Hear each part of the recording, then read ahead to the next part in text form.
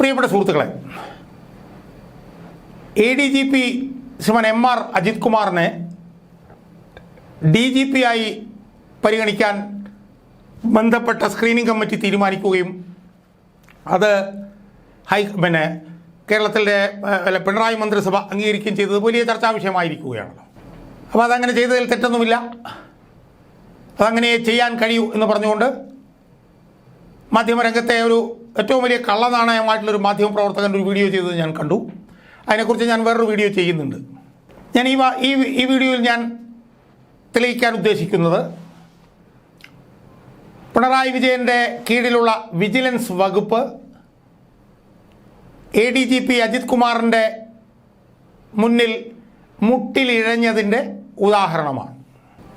വിജയൻ്റെ വിജിലൻസ് വകുപ്പ് ADGP അജിത് കുമാറിനെ കണ്ടാൽ ആലല പോലെ വിറയ്ക്കും എന്നതിന് ഉള്ള ഒരു ഉദാഹരണമാണ് ഞാൻ ഇന്ന് ഈ വീഡിയോയിലൂടെ എൻ്റെ പ്രേക്ഷകരുടെ മുമ്പിലേക്ക് കൊണ്ടുവരാൻ പോകുന്നത്. സുഹൃത്തുക്കളെ, നമുക്കറിയാമല്ലോ ADGP MR അജിത് കുമാറിനെതിരായിട്ടുള്ള ഒരു ത്രിതല അന്വേഷണം ഇപ്പോൾ നടന്നുകൊണ്ടിരിക്കുകയാണ്. പൂരം കലക്കലൊക്കെയായി ബന്ധപ്പെട്ടുള്ള അന്വേഷണം, അതുപോലെ തന്നെ അനധികൃത സ്വത്ത് സമ്പാദനത്തെക്കുറിച്ചിട്ട് വിജിലൻസ് അന്വേഷണം, പിന്നെ അൻവർ കൊടുത്തിട്ടുള്ള പല പരാതികളെക്കുറിച്ചുള്ള 3 തലത്തിലുള്ള അന്വേഷണം എന്നാണ് ഞാൻ മനസ്സിലാക്കുന്നത്. അതിൽ അന്വേഷണം ഏതാണ്ട് എല്ലാം ഈ അജിത് കുമാർ എന്ന് പറഞ്ഞിട്ടുള്ള ഇയാളെ കുറ്റമുക്തനാക്കിയിട്ടുണ്ട്. അതിനെക്കുറിച്ചൊരു വീഡിയോ ഞാൻ വേറെ ചെയ്യുന്നുണ്ട്. ഇയാൾ ആരാണെന്നുള്ളത് സംബന്ധിച്ചിട്ടുള്ള ഒരു വീഡിയോ ഞാൻ വേറെ ചെയ്യുന്നുണ്ട്. അതിൽ അദ്ദേഹത്തിൻ്റെ അനധികൃത സ്വത്ത് സമ്പാദനവുമായി ബന്ധപ്പെട്ടുകൊണ്ട് വിജിലൻസ് നടത്തിയ ഒരു അന്വേഷണത്തിൽ അദ്ദേഹത്തെ കുറ്റവിമുക്തനാക്കിയതായി കണ്ടു. അദ്ദേഹത്തെ കുറ്റവിമുക്തനാക്കിയതിൻ്റെ ന്യായീകരണം, അതെന്തുകൊണ്ട് അദ്ദേഹത്തെ വിജിലൻസ് കുറ്റവിമുക്തനാക്കിയെന്ന് ഒരു യൂട്യൂബ് ചാനൽ അതിൻ്റെ വിശദാംശങ്ങളുമായി രംഗത്ത് വന്നിട്ടുണ്ട്. ആ യൂട്യൂബ് ചാനലിൻ്റെ പേര് ഞാനിവിടെ പറയുന്നില്ല, പക്ഷേ ആ യൂട്യൂബ് ചാനൽ ആ വിശദാംശങ്ങൾ പുറത്തേക്ക് കൊണ്ടുവന്നിട്ടുണ്ട്. ആ സ്വത്ത് സമ്പാദന കേസിലെ എന്താണ് യഥാർത്ഥത്തിലുണ്ടായിരുന്ന ആരോപണം, എന്തായിരുന്നു ADGP അജിത് കുമാറിനെതിരായിട്ടുള്ള ആരോപണം, അതിൽ വിജിലൻസ് നടത്തിയിട്ടുള്ള അന്വേഷണം എന്താണ് എന്നുള്ളത് ഒന്ന് വിശദമായി എൻ്റെ പ്രേക്ഷകരുടെ മുന്നിലേക്ക് കൊണ്ടുവരാൻ വേണ്ടിയിട്ടാണ് ഞാൻ ഈ വീഡിയോയിലൂടെ ശ്രമിക്കാൻ പോകുന്നത്. സുഹൃത്തുക്കളെ, നമുക്കറിയാം ഈ അൻവറാണ് ഈ ADGP അജിത് കുമാറുമായി ബന്ധപ്പെട്ടുകൊണ്ട് ഈ അനധികൃത സ്വത്ത് സമ്പാദനം സംബന്ധിച്ചിട്ടുള്ള ആരോപണം ഉന്നയിച്ചത്.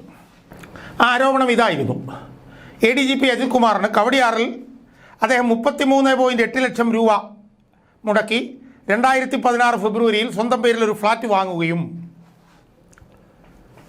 ഏതാണ്ട് 10 ദിവസം കഴിഞ്ഞപ്പോൾ ആ 33 ലക്ഷം രൂപയ്ക്ക് അദ്ദേഹം വാങ്ങിയ ഫ്ലാറ്റ് 65 ലക്ഷം രൂപയ്ക്ക് വിറ്റുവെന്നും ഇത് കള്ളപ്പണം വെള്ളപ്പണമാക്കുകയായിരുന്നുവെന്നും ഈ 35 ലക്ഷം രൂപയ്ക്ക് വാങ്ങിയതും 65 ലക്ഷം രൂപയ്ക്ക് വിറ്റതും അനധികൃതമായി പണം കൈമാറിയായിരുന്നു എന്നുമായിരുന്നു അൻവർ അന്ന് ഉന്നയിച്ച ആരോപണം. ഈ പണം എവിടെ നിന്നാണ്, ഇതിൻ്റെ സോഴ്സ് എവിടെ നിന്നാണ് എന്നുള്ളത് എന്താണെന്ന് അൻവർ ചോദിച്ചിരുന്നു. അൻവർ അന്ന് പറഞ്ഞത് 19/2/2016 33,80,100 രൂപയ്ക്ക് കവടിയാറിൽ വസ്തു വാങ്ങി 29/2/2016 65 ലക്ഷത്തിന് അത് വിറ്റു എന്ന് അതിൻ്റെ രജിസ്ട്രേഷൻ ഡോക്യുമെൻ്റ് ഒക്കെ അദ്ദേഹം കൊടുത്തിരുന്നു. ഈ പണത്തിൻ്റെ സോഴ്സ് എന്താണ്, അതുപോലെ തന്നെ വിറ്റ് കിട്ടിയ 65 ലക്ഷം രൂപ എവിടെ നിക്ഷേപിച്ചു, ഈ തുക എവിടെ നിന്ന് ലഭിച്ചു, തുക ചെക്കായിട്ടാണോ ലഭിച്ചത്, അജിത്തിൻ്റെ പേരിലാണോ ലഭിച്ചത്, ഈ 67 ലക്ഷം രൂപയുടെ ചെക്ക് തുക എങ്ങനെ കൈമാറി, അത് അദ്ദേഹത്തിൻ്റെ പേരിലായിരുന്നോ മറ്റാരുടെയെങ്കിലും പേരിലായിരുന്നോ, ഈ കച്ചവടത്തിന് ഇടനിലക്കാരനുണ്ടോ,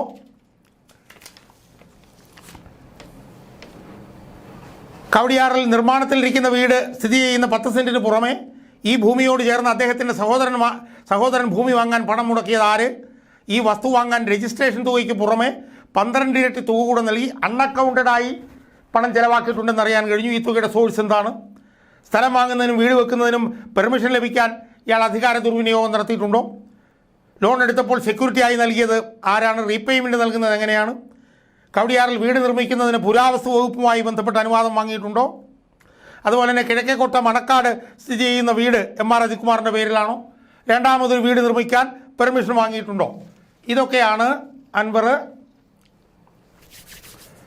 അജിത് കുമാറിനെതിരെ വിജിലൻസിന് നൽകിയ പരാതി. വളരെ കൃത്യമാണത്. അതിൽ ഏറ്റവും പ്രധാനപ്പെട്ടത് 33 ലക്ഷം രൂപയ്ക്ക് വാങ്ങി പണം നൽകി വാങ്ങി, അത് അനധികൃതം. 10 ദിവസത്തിന് ശേഷം 65 ലക്ഷത്തിന് വിറ്റു, അതും ഈ പറഞ്ഞ പോലെ പണം വാങ്ങി, അതും അനധികൃതം. അതിൻ്റെ വിശദാംശങ്ങളാണ് അൻവർ പരാതിയായി കൊടുത്ത് അതിനെക്കുറിച്ചിട്ടാണ് അന്വേഷണം നടത്തിയിട്ടുള്ളത്. സുഹൃത്തുക്കളെ, ഈ അന്വേഷണത്തിൽ വിജിലൻസിൻ്റെ കണ്ടെത്തൽ എന്ന് പറയുന്നത് ആരെയും ഞെട്ടിക്കുന്ന കണ്ടെത്തലാണ് വിജിലൻസ് വകുപ്പ് നടത്തിയിട്ടുള്ളത്. അത്ഭുതകരമാണ് ആ കണ്ടെത്തൽ. അതായത് ഇയാളെ കുറ്റമുക്തനാക്കാൻ വേണ്ടി വിജിലൻസ് നടത്തിയിട്ടുള്ള അത്ഭുതകരമായ കണ്ടെത്തലുകളെ കുറിച്ചിട്ടുള്ള വിശദാംശങ്ങളാണ് ഞാൻ ഇനി എൻ്റെ പ്രേക്ഷകരുടെ മുന്നിൽ വയ്ക്കാൻ പോകുന്നത്. ഒരു യൂട്യൂബ് ചാനലാണ് അത് പുറത്തു കൊണ്ടുവന്നത്.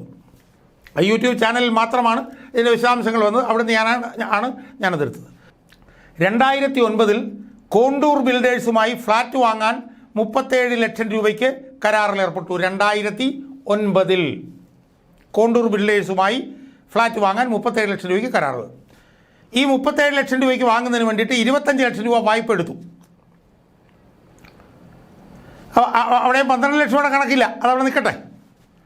അപ്പം ഫ്ലാറ്റ് വാങ്ങാൻ ശ്രീ അജിത് കുമാർ 2009 കോണ്ടൂർ ബിൽഡേഴ്സിൽ നിന്ന് 37 ലക്ഷം രൂപ വായ്പ എടുക്കുന്നു.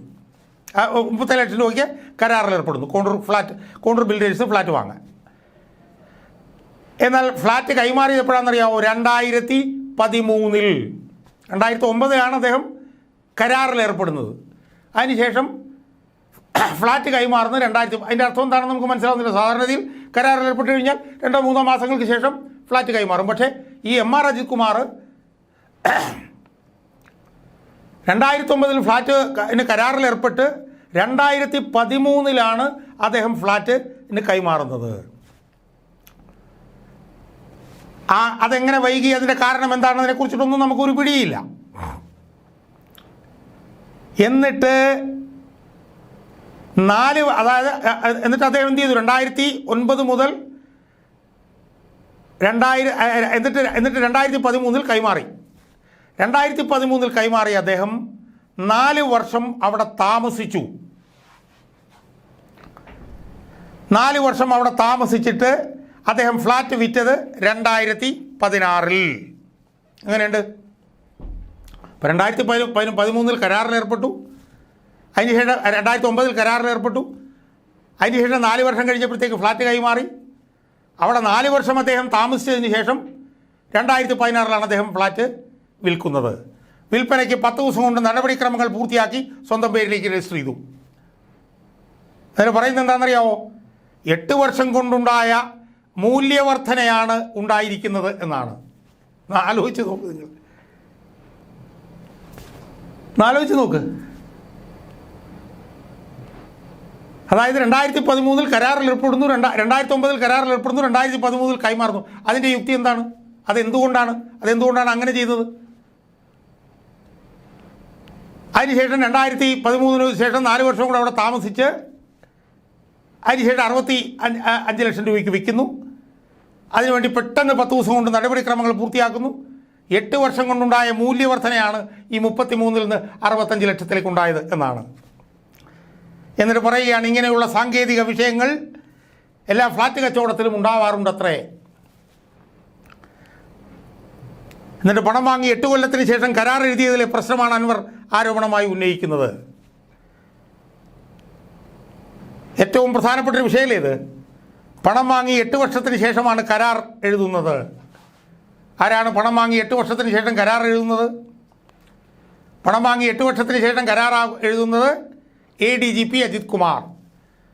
അപ്പോൾ പണം വാങ്ങി 8 വർഷത്തിന് ശേഷമാണ് കരാർ എഴുതുന്നത് പറഞ്ഞാൽ പണം വാങ്ങി കരാർ എഴുതുന്നത് വരെയുള്ള 8 വർഷക്കാലം അനധികൃതമായിട്ടല്ലേ ഈ പോലീസ് ഉദ്യോഗസ്ഥൻ ഈ ഫ്ലാറ്റിൽ താമസിച്ചിട്ടുള്ളത്? അന്ന് ഇയാൾ IG അല്ലെങ്കിൽ DIG IG ഒക്കെ ആയിരുന്നില്ലേ? അപ്പോൾ അത് കുറ്റമല്ലേ? അത് അധികാര ദുർവിനിയോഗമല്ലേ? 9 മേടിക്കുന്നു, 9 കരാറുണ്ടാക്കുന്നു, 2013 ഫ്ലാറ്റ് കൈമാറുന്നു, അവിടെ 4 വർഷം താമസിച്ചതിന് ശേഷം വിൽക്കുന്നു. അപ്പോൾ 2009 മുതൽ ഉള്ള കാലഘട്ടം ഏതാണ്ട് 8 വർഷക്കാലത്തിന് ശേഷം 8 വർഷവും പണം വാങ്ങുന്നു, പക്ഷേ പണം നൽകുന്നു, പക്ഷേ കരാർ എഴുതുന്നത് 8 വർഷത്തിന് ശേഷം. അപ്പോൾ ഇത് അധികാര ദുർവിനിയോഗവും അഴിമതിയുമാണെന്നുള്ളതിന് എന്താണ് തർക്കം? 8 വർഷം ഒരു ഉന്നത പോലീസ് ഉദ്യോഗസ്ഥൻ കോണ്ടൂർ ബിൽഡേഴ്സിൻ്റെ ഫ്ലാറ്റിൽ അനധികൃതമായി താമസിക്കുകയായിരുന്നില്ലേ? എന്തുകൊണ്ട് അയാൾ കരാർ എഴുതിയപ്പോൾ പണം കൊടുത്തില്ല? എന്തുകൊണ്ട് 8 വർഷം കഴിഞ്ഞിട്ട് പണം കൊടുക്കാൻ തീരുമാനമായി? അപ്പോൾ ഇതെല്ലാം ദുരൂഹമല്ലേ? അപ്പോൾ ഇയാൾ 33 ലക്ഷം രൂപയ്ക്ക് വാങ്ങി 10 ദിവസം കഴിഞ്ഞ് 65 ലക്ഷം രൂപയ്ക്ക് വിറ്റത് അത് അനധികൃതമല്ലാത്ത ഒരു ഇടപാടാക്കി മാറ്റാൻ വേണ്ടി വിജിലൻസ് നടത്തിയിട്ടുള്ള നഗ്നമായിട്ടുള്ള ഒരു കള്ളക്കളിയുടെ നേർചിത്രമല്ലേ ഈ യൂട്യൂബ് ചാനലിൽ കൂടെ ഈ പിന്നെ വിജിലൻസിൻ്റെ ഈ റിപ്പോർട്ടായിട്ട് ഇപ്പോൾ പുറത്തു വന്നിരിക്കുന്നത്. എന്നിട്ട് പറയുകയാണ് പണം വാങ്ങി 8 കൊല്ലത്തിന് ശേഷം കരാർ എഴുതിയതിലെ പ്രശ്നമാണ് അൻവർ ആരോപണമാക്കിയത്. അത് വളരെ ഗുരുതരമല്ലേ? പണം വാങ്ങി 8 വർഷത്തിന് ശേഷം കരാർ എഴുതു, വളരെ ഗുരുതരമല്ലേ? ആ സമയത്ത് അനധികൃതമായി ഇയാൾ അവിടെ താമസിക്കില്ലായിരുന്നു. അത് ഒരു പ്രധാനപ്പെട്ട വിഷയം. രണ്ടാമത്തെ പ്രധാനപ്പെട്ട വിഷയം എന്താണ്? അതാണ് അൻവറിൻ്റെ ഏറ്റവും പ്രധാനപ്പെട്ട ആരോപണം. 33 ലക്ഷം രൂപയ്ക്ക് ഫ്ലാറ്റ് വാങ്ങിക്കുന്നു. അത് പണം കൊടുത്താണ് വാങ്ങിക്കുന്നത്. അത് 2016 ആണ് വാങ്ങിയത്. അത് സംബന്ധിച്ചൊക്കെ ആരോപണങ്ങളുണ്ട്. സോളാർ അഴിമതി ഒത്തുതീർത്തുമായി ബന്ധപ്പെട്ടാണെന്നൊക്കെ അൻവർ പറയുന്നുണ്ട്. ആരോപണങ്ങളൊക്കെ തെളിയട്ടെ. പക്ഷേ പണം കൊടുത്താണ് ഇത് വാങ്ങിയത് എന്ന് അൻവർ പറയുന്നു. അത് നിയമവിരുദ്ധമല്ലേ? പണം കൊടുത്ത് വാങ്ങുന്നു, അത് നിയമവിരുദ്ധം. 33 ലക്ഷം കൊടുത്തു, അത് വാങ്ങുന്നു, അത് നിയമവിരുദ്ധം. 65 ലക്ഷം രൂപയ്ക്ക് വിൽക്കുന്നു. ആ 65 ലക്ഷം രൂപയ്ക്ക് വിൽക്കുന്നതും പണം വാങ്ങി, അതും നിയമവിരുദ്ധമല്ലേ? ഇനി ആദ്യത്തെ ഭാഗം മാറ്റിവെച്ചാൽ തന്നെ ഈ 33 ലക്ഷം കൊടുത്ത് ഫ്ലാറ്റ് വാങ്ങിക്കുന്നതും 65 ലക്ഷം രൂപയ്ക്ക് ഫ്ലാറ്റ് വിൽക്കുന്നതും രണ്ടും പണം കൊടുത്തും പണം വാങ്ങിയും ആണ് എന്നുള്ളത് കൊണ്ട് ആ ഒരൊറ്റ കാരണം കൊണ്ട് തന്നെ ഇയാളെ സർവീസിൽ നിന്ന് സസ്പെൻഡ് ചെയ്തുകൂടെ? പക്ഷെ അത് ചെയ്യാൻ പിണറായി വിജയൻ്റെ വിജിലൻസിന് ഇത്തിരി ബുദ്ധിമുട്ടുണ്ടാവും. കാരണം MR അജിത് കുമാറിന് എല്ലാ അന്തഃപുര രഹസ്യങ്ങളും പിണറായി വിജയനെ കുറിച്ചുള്ളതറിയാം. പിണറായി വിജയൻ്റെ എല്ലാ ഡീലുകളും ആദ്യാവസാനം അറിയുന്ന ആൾ MR അജിത് കുമാറാണ്. എല്ലാ ഡീലുകൾക്കും ഒത്താശ ചെയ്തു കൊടുത്തിട്ടുള്ളത് MR അജിത് കുമാറാണ്. അതുകൊണ്ട് MR അജിത് കുമാറിനെ ബുദ്ധിമുട്ടിക്കാൻ പിണറായി വിജയന് ഇത്തിരി വിഷമം വരും. അതുകൊണ്ടാണ് ഞാൻ പറഞ്ഞത് MR അജിത് കുമാറിൻ്റെ മുന്നിൽ പിണറായി വിജയൻ്റെ വിജിലൻസ് മുട്ടിലിഴഞ്ഞതിൻ്റെ ഉദാഹരണം ഈ എൻ്റെ പ്രേക്ഷകരുടെ മുമ്പിൽ വെക്കാമെന്ന് ഞാൻ പറഞ്ഞതാണ്. അതിതാണ്, തൊടാൻ കഴിയില്ല MR അജിത് കുമാറിനെ. തൊട്ടാൽ പിണറായി വിജയൻ MR അജിത് കുമാറിനെ തൊട്ടാൽ പിണറായി വിജയൻ്റെ കൈ പൊള്ളും.